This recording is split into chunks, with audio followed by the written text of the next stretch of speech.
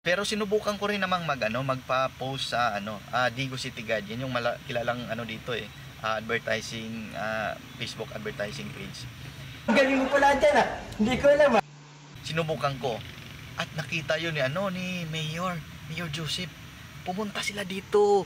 Yes, kumain sila. Kasama niya si Sir Badong Dumugo. Dalawa sila kumain dito, no?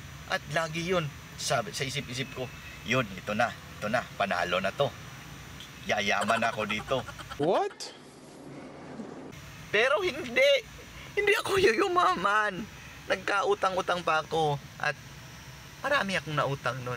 Kasi nga, masakit kasi pag yung negosyo mo na akala mong ito papatok to, binuhos mo na lahat.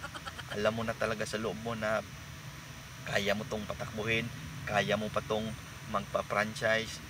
Yun na ng mga pangarap mo, pero hindi gumana eh. Kaya nga, nararamdaman ko yung nararamdaman mo Ganun talaga.